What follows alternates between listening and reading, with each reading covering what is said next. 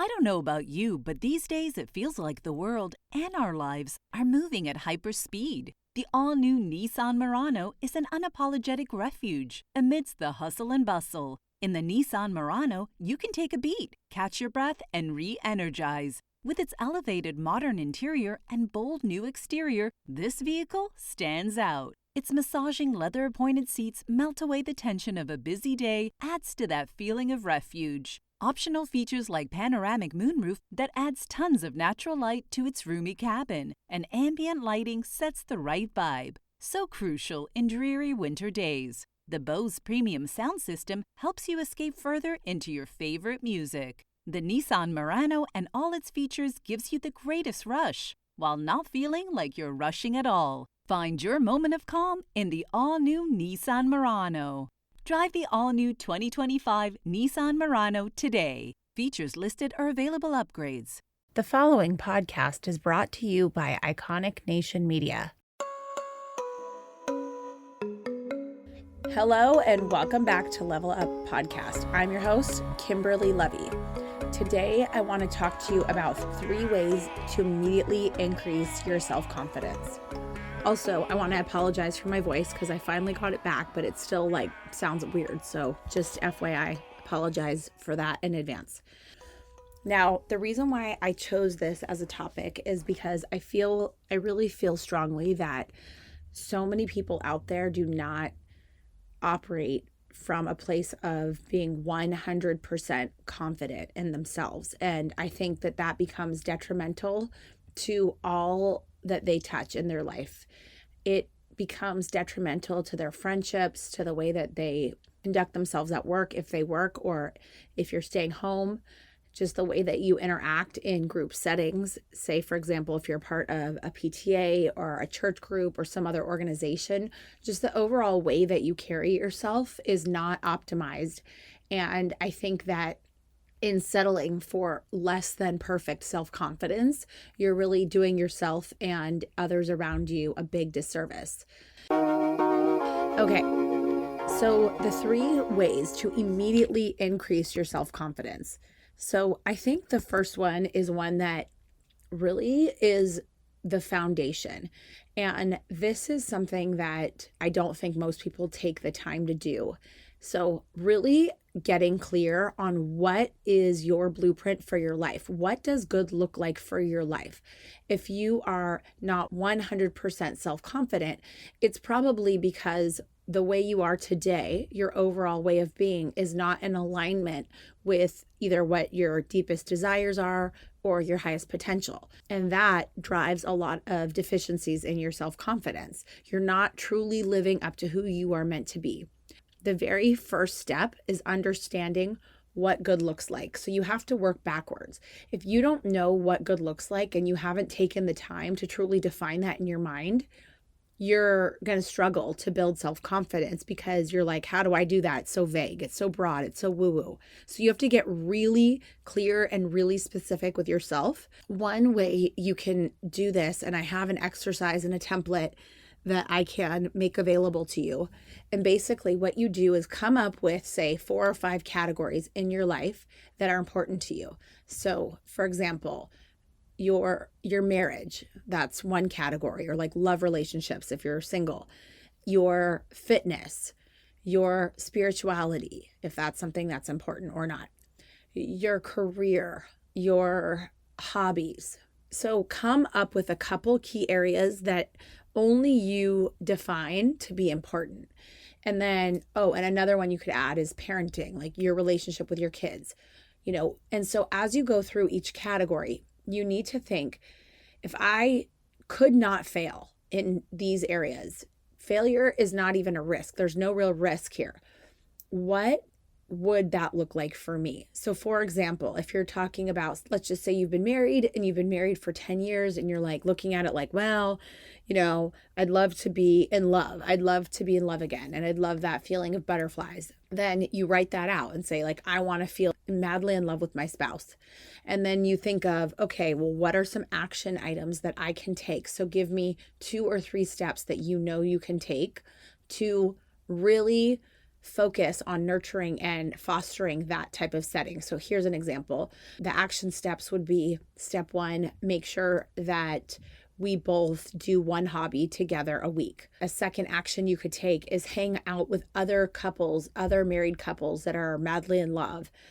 And that will help kind of, guide you and see how they interact. And I hate to say rub off on you, but essentially you amount to the people you hang out with. So hanging out with couples that are happy with each other, as opposed to, a friend of yours, hanging out with a friend of yours separately that's like constantly complaining about her husband, right?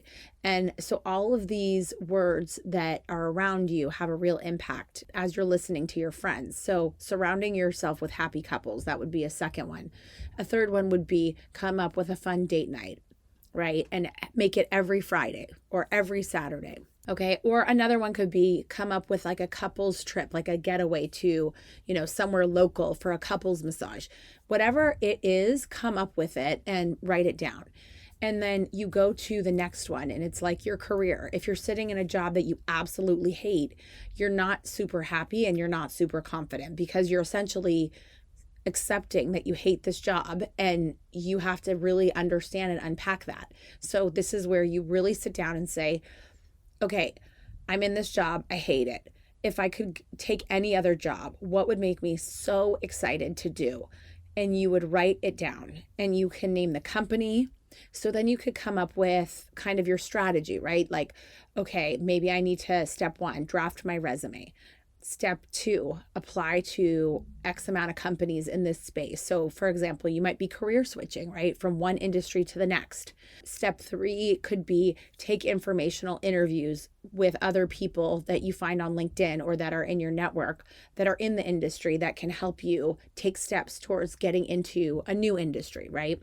So these are all examples. As you go through each bucket, you need to carve out, I would say maybe 30 minutes, and make sure you write it down to have that connection with your brain and your mind and your body, just to really absorb and digest it.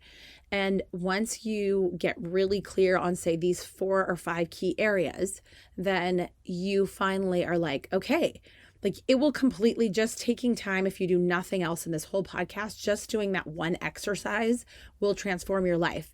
Because all of a sudden you're going to go from feeling like, oh, I'm not my best, I don't really know why, I'm just like not super thrilled about, getting up every day, I'm not energized anymore, I'm just down about, something just isn't clicking for me, I'm just not my most happiest. And you go from that kind of overall vibe to like just reset, reinvigorated, and you almost start looking at your life completely differently. You start really kind of, you're taking the time to stop just sitting inside of your life and like maintaining it as it is and just going through the motions every day, to really being thoughtful and really being critical and taking real leadership and ownership of how you're spending your time, how you are spending your energy in terms of your relationships, and getting really clear about where you have opportunities that you want to improve and you really want to go after. And as you do this, what's going to happen is some of the action items that come out of it are going to be low-hanging fruit. Some are going to be very easy to achieve, and some are not. So again, if you have an example of working out and you want to get in better shape, well, that's vague. So what specifically can you do? You can get up early and run. You can join a low-cost membership in your area if cost is a barrier, right? You can buy yourself light weights and go to an app that can give you a quick, inexpensive workout. So there's always answers. And the key behind all this is to be honest with yourself about what you really want, and also not being in a victim mentality mindset, right? It's all about being motivated enough to truly make an impact for yourself and to really be accountable for who you are and what you do and your overall happiness. It's all about really you leading yourself and being resourceful to get there. And also just being really willing to put in the hard work, to truly commit to yourself, to accomplish and get to a life that you are dreaming of, as opposed to just sitting back, scrolling on social media and like wishing you were similar to this person or that one, or being jealous or hating somebody. And, we all do it. And especially in the age of social media, it's very easy to see other people and kind of think, oh my gosh, I wish I could be doing that. And what I'm telling you is you can and should be doing that.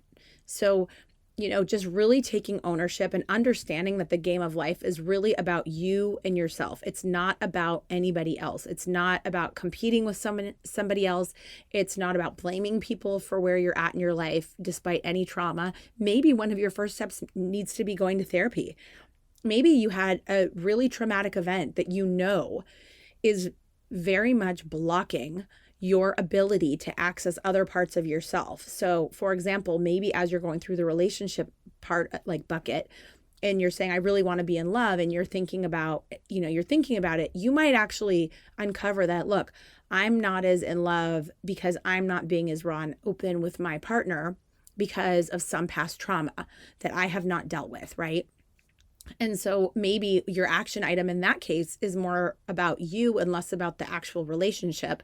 And maybe your action item is, I need to go to a therapist and I need to unpack this because it's holding me back from accessing parts of my relationship that I want to be fully engaged in and present with. And so maybe that's the big aha, right? And so as you go through this exercise, what is so interesting about it is you will surprise yourself, okay? You will really, really find out things about yourself that you have not let yourself think through and reveal. And it's a very powerful way for you to get crystal clear on truly what it is you want.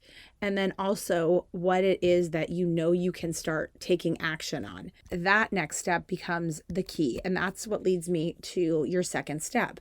So your first one is identifying. Again, just to recap, your first step is identifying what good looks like, building out a blueprint for yourself and getting really clear about your wish list for your life in various categories, and then starting to itemize and figure out what it is that you need to do to make steps towards those goals and towards that kind of ideal state life. And like I said, some are easy to achieve and some are not. Some are short term, some are long term, and that's okay. The second step and the second big thing is taking massive risk. So if you are committed to staying 100% yourself as you are, then you're not going to make any progress. You really need to be willing to pick yourself up and move differently and behave differently. And sometimes that big risk is scary. It should be scary. That's the whole point of being alive, right? Like, it's navigating the unknown. It's taking a risk and trying something new and feeling uncomfortable and knowing that this is new. And it can be something like, for me, it was like podcasting, right? So back in 2020, I had a dream to podcast. Never in a million years did I think I would have the ability to do it, but I decided. I just flipped a switch. I committed to it fully. Once you make that decision, you have to commit to it. You cannot just be interested. You have to commit fully. And that's what I did.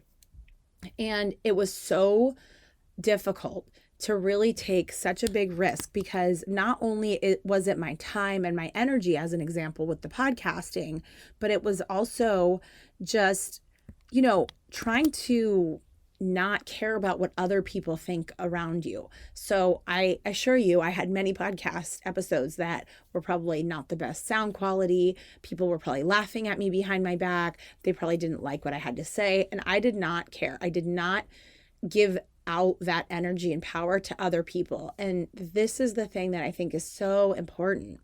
It's not about other people. Another example of me taking a big risk was starting to learn to play tennis. I joke about it with everyone about what a bad tennis player I am. Well, the truth is, being an adult, being in your late 30s and picking up a new sport, it's really scary. You have to have a lot of confidence. And I cannot tell you how many people have said to me, gosh, you're brave. Wow, you joined a tennis team and you didn't know the rules. Like, you're so brave. You're so gutsy. And it's like, Well, so what's my other option? To sit back and do nothing and like watch my friends have the best time ever and then just be jealous? Like, no, that's not my vibe. That's totally not it. And so my first step for that was like figure out how to get into a club and figure out how to get lessons and start playing. And, I then eventually made my way out to playing at the clinics. And then eventually that led to being invited to play on a team. And then it was the better team. And so the whole thing was like a snowball effect. But meanwhile, yes, I was taking a risk and I didn't care if I looked dumb, if I looked stupid. It's like, you know what? It's a great opportunity for you to get humble and for you to laugh and have self-deprecating humor and to show up anyway, right? And so doing this, even if you're not good at whatever you're trying, at least you're trying. And making sure that you are not judging yourself, you're not speaking negatively. And I do, like I am guilty of this too, where I'll say like, oh, I'm such a bad tennis player. I'm so bad at this. But you know what? The truth is, I know in my core, I know to my core that if I just really focus on it and give it the time and energy it needs, I will be good. And I know that. And that's why I'm able to kind of laugh if I'm not that great, or, laugh when people make fun of me for not really knowing all the rules or whatever. Like, I don't let that really affect me and my self-confidence because I'm solid inside. I know at the end of the day that I can trust myself to be really good at this if I really give it my full focus and effort.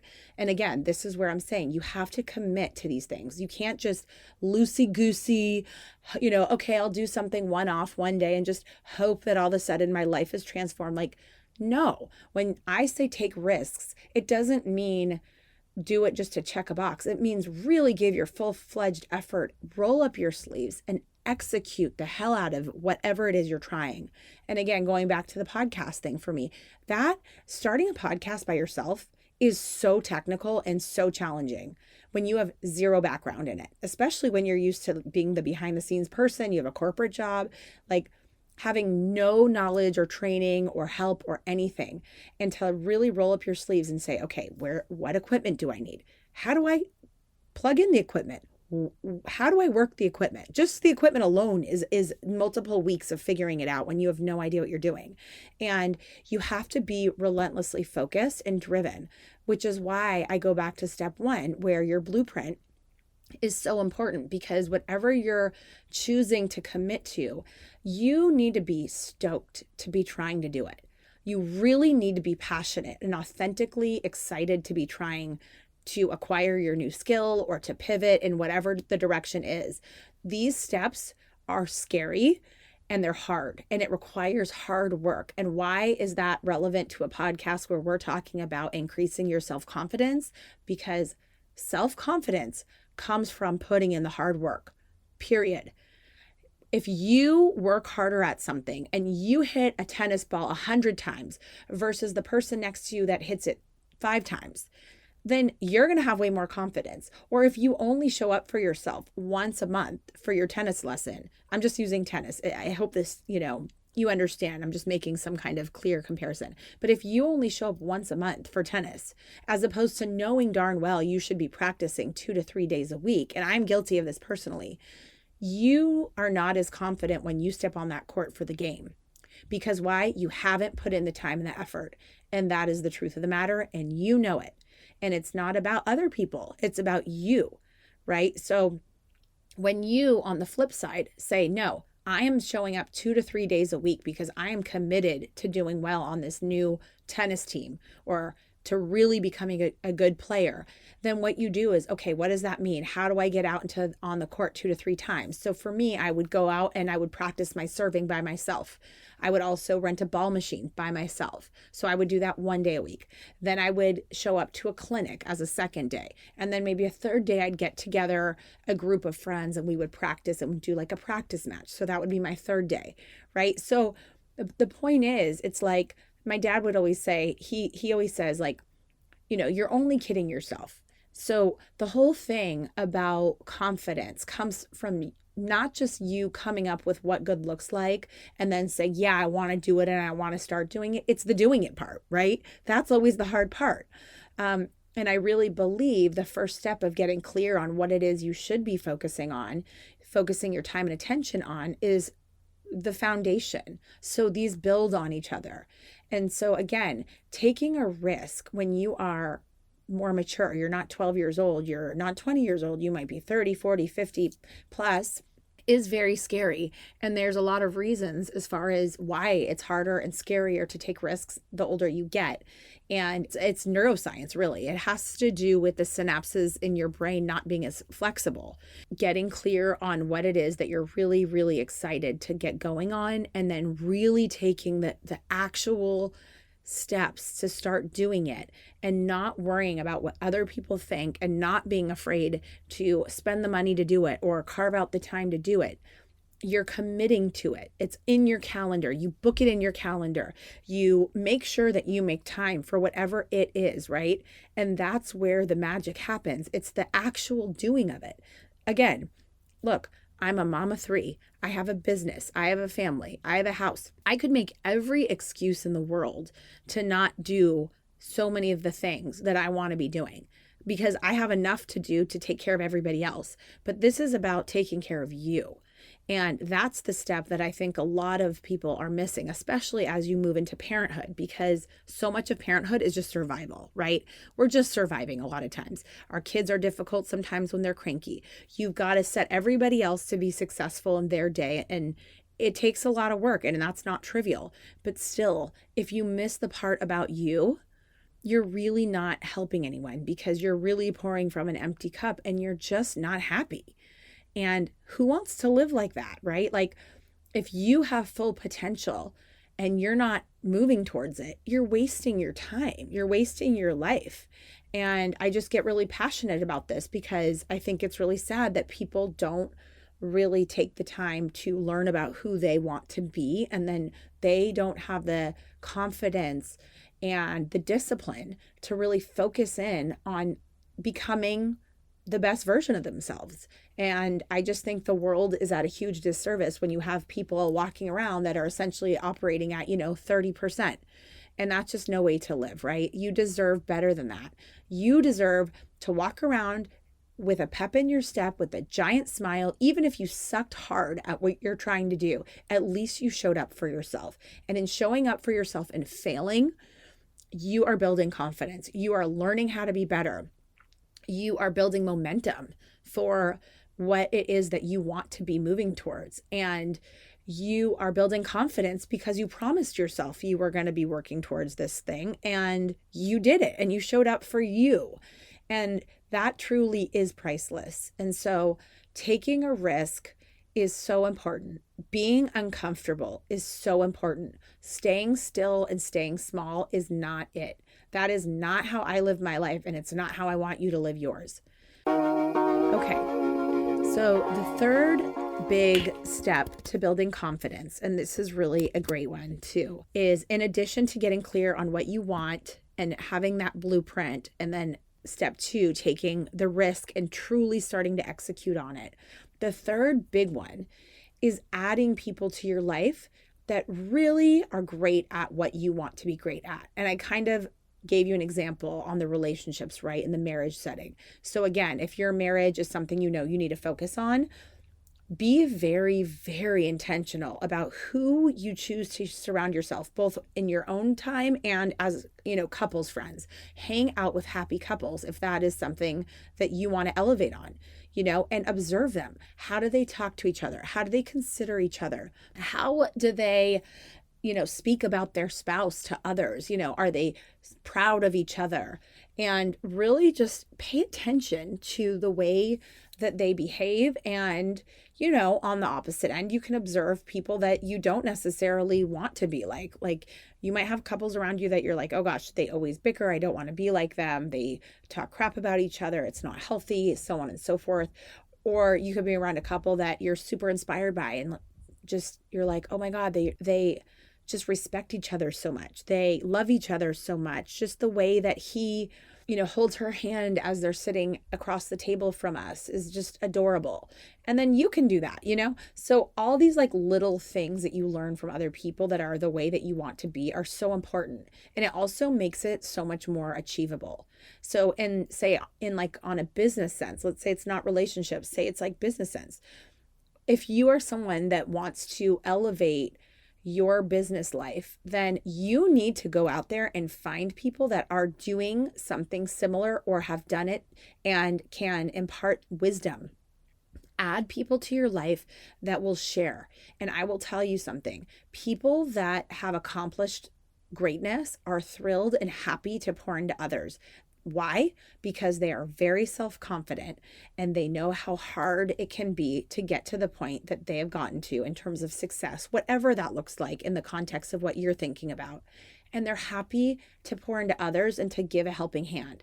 And finding those couple people, maybe it's in a competitor's realm. So maybe it's not somebody working at the same company. Maybe it's someone that's working at a similar type company in the industry, as an example, right? Like, go find people that are willing to share and that are willing to show you and help coach you, or at least explain their journey, even if they're not like mentoring you directly. Like, add those people to your life, as many as you can, because it really does also elevate your own expectation for yourself when you can see that other people are doing this. They've done this. There's a very big difference between imagining something in your mind and speaking with someone and seeing it. So another example is, say that you want to have your own business. Go to someone else's business that you know. Go walk through their office. Pay attention to the details. Ask them what that journey looked like. How did you get an office? Where did you start? Was it scary? Ask all your dumb questions and take in everything that they say, and ask questions and listen. Take notes if you have to, and really go out into the world and look at other people that are successful. Maybe it's even someone, like I said, the tennis example. Go play tennis with people that are amazing, right? Like, that's something I do all the time. And I know I'm nowhere near as experienced as these people, but they know I'm trying hard, and they know that I'm asking them to help me and give me tips. And they're so willing to help me, even though I'm not good. And that has really helped me. And then once you really put into action what these people have told you, again, going back to make sure the last step in all of this is then the so what. So what action do you take as a result? It's not just do the bare minimum, check, I've done the exercise. No, it's applying the knowledge that you've acquired. And I think, again, it takes a lot of confidence just to even entertain reaching out to people that are successful sometimes, right? Like, it can be scary and intimidating. And when those thoughts come in your mind, imagine you already have what you're going for. Imagine you've already accomplished it, okay? And put on that vision of yourself already having accomplished your goal, and then reach out to them with that level of confidence. Because if you're too afraid to reach out to people, you're going to be struggling on your own quite a bit. And there's really no need for that. The world is full of 7 billion people, and so many people out there are people that you can connect with and learn from. And there are people that are happy to share. But if you're too afraid to even make the phone call, send the text, ask for, a coffee chat, you're going to be struggling on your own, as opposed to just make the phone call. And if that person isn't available to you, then just move on to the next person, right? Like, you cannot be afraid of rejection. And that is so important. You have to understand, when you are trying to move differently in this life, you will be rejected. You will fail. You will embarrass yourself. Okay? You have to be willing to be so committed to what it is you are trying to grow into that you are not afraid to fall and look stupid. Your ego is to the side, and it is okay to say to whoever's around you, sorry, I'm a beginner, bear with me. And people, you would be surprised. They're very patient.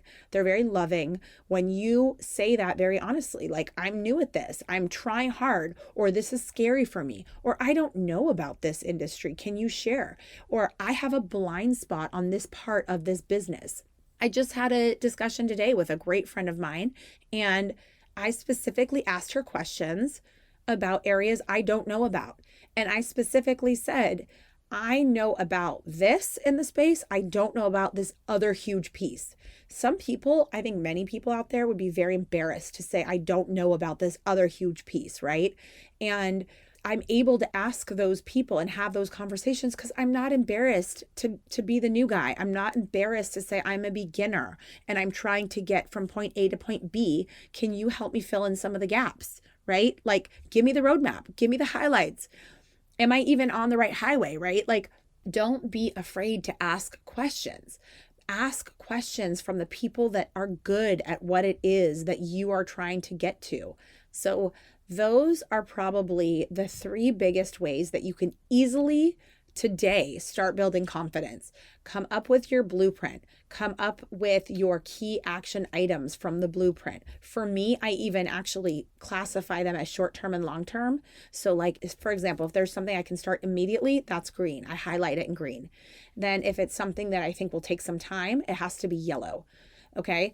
If it's something that's really far off and I'm not sure if I can get there and I got to spend more time, you can call that red. It doesn't mean you can't do it. It means it's a question and it requires more thought and maybe attention. Okay. But the point is you're making baby steps in doing this because why? Your brain cannot take action on ambiguous concepts. Your brain will just shut down and do nothing.